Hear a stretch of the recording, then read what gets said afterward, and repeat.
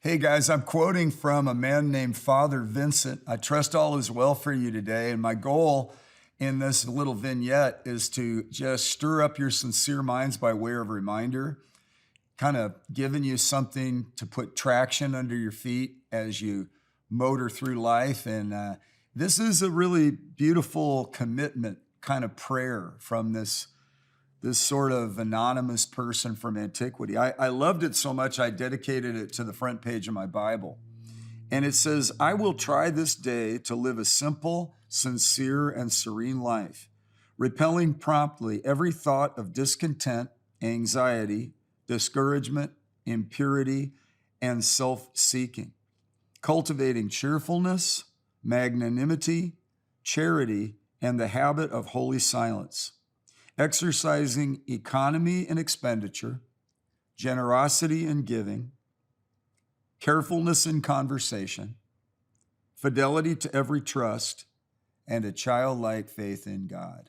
Man, I love that commitment. I love this prayer, and my heart adheres to it, and he's desiring to keep his life essential, simple, sincere and authentic and serene and peaceful. Wouldn't that be nice? And the way he's doing it is repelling promptly every thought of discontent. Now let's analyze that for a minute.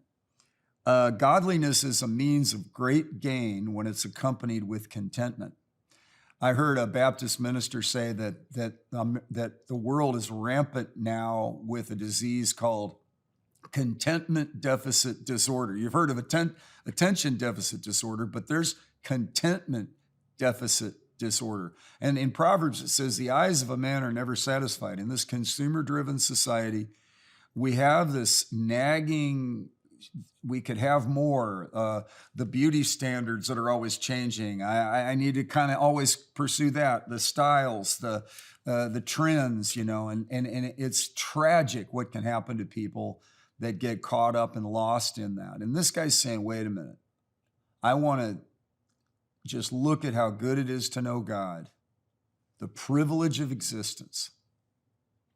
And I just take thought of that today. I just want to repel every thought of discontent and, the anxiety and the discouragement that it produces. It's not wise to compare ourselves among ourselves. I've noticed in popular culture, mass media, this stuff isn't going away. It's come from a long time ago. Nothing's new under the sun. Mirror, mirror on the wall, who's the fairest one of all? There's just so much of that, so much comparison drawing. And, it used to be keeping up with the Joneses. Now it's keeping up with the Kardashians. Well, what is that? It's like, here's a standard that you'll never be able to attain because we can't even attain it because we're chasing something that is elusive. But God will not be elusive. He makes himself available, and it's simple. You must be born again. And once you are, you've become a brand new creation. The old things pass away and all things become new. And whoever calls on the name of the Lord will not be disappointed. So there is holy satisfaction in him. Satisfaction. Contentment.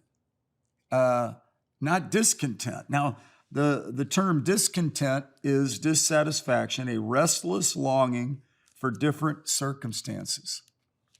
The millennials, Gen X and Gen Z came up with the phrase FOMO, fear of missing out. But guys, again, that was during my period, the boomers.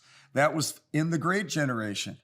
Although they had such causes, overcoming the Depression, the Dust Bowl, World War II, Korea. They had so many things that were literal problems that they just kind of pushed past some of the nagging, weird things that try to make us feel dissatisfied.